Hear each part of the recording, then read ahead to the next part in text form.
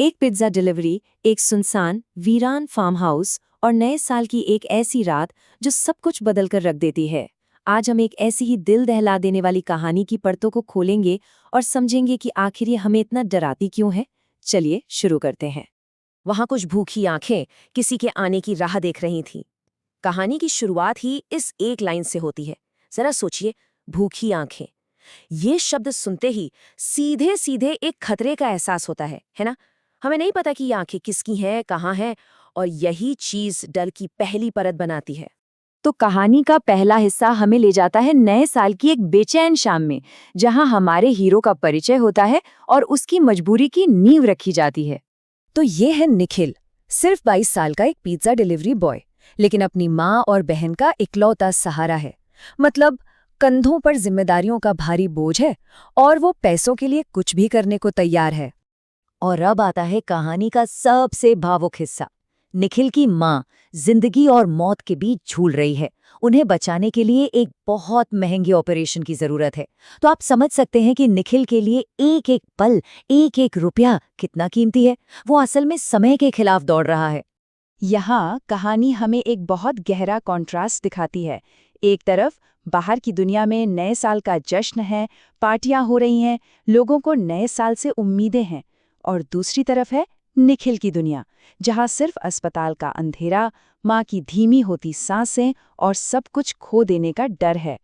यही अकेलापन उसे कहानी में आगे एक खतरनाक कदम उठाने पर मजबूर कर देगा। और अब कहानी लेती है एक नया मोड़। यहाँ से शुरू होता है असली सस्पेंस, जब एक घटना कहानी को एक बहुत ही खतरनाक रास्ते पर ले जाती है। सोचिए, ठीक आधी रात को, जब नया साल बस शुरू ही हुआ है, एक आखिरी ऑर्डर आता है।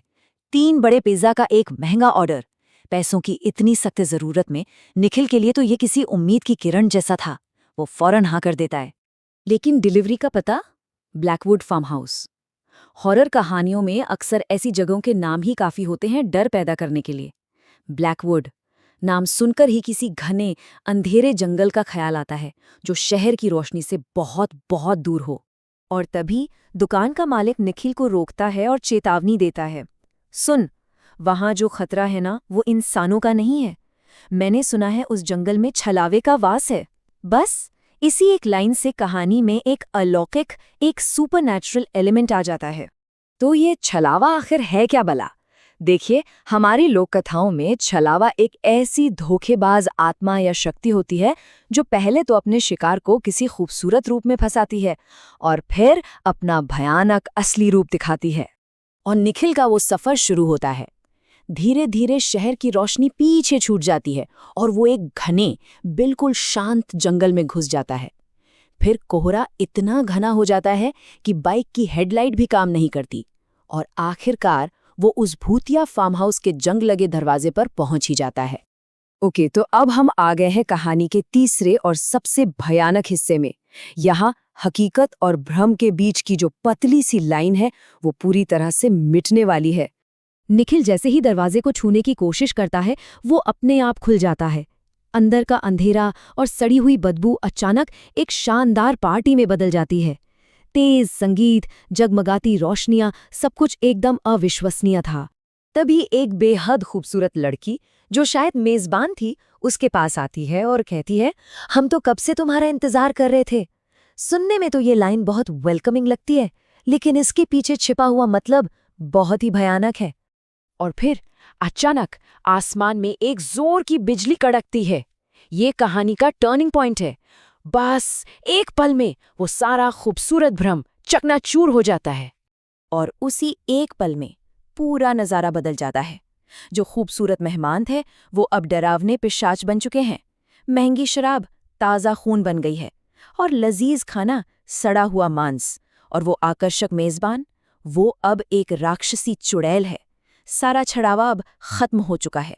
निखिल जैसे तैसे उस फार्म हाउस से बच निकलता है, लेकिन सवाल ये है कि आखिर उस जगह पर ऐसा क्या हुआ था। कहानी का ये हिस्सा उसी रात से पर्दा उठाता है। निखिल अपनी बाइक पर जान बचाकर भागता है, लेकिन वो आत्माएं हवा में उसका पीछा करती हैं। वो डर के मारे बाइक दौड़ाता रहता है, पर अचानक बाइक बंद हो जाती है। अब वो पूरी तरह से अकेला और असहाय है, और डर की वजह से बेहोश हो जाता है।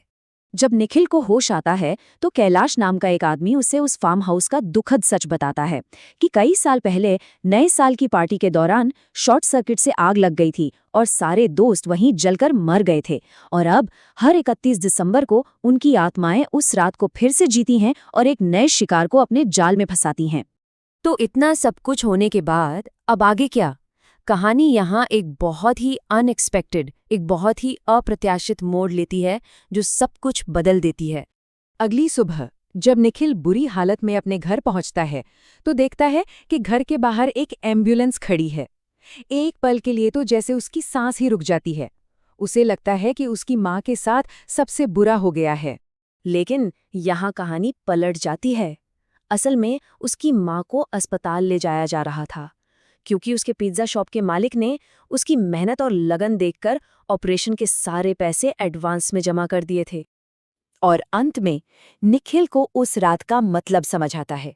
वो महसूस करता है कभी कभी अपनों को बचाने के लिए नरक के दरवाजे से भी गुजरना पड़ता है। उसका बलिदान, उसका वो भयानक अनुभव बेकार नहीं गया।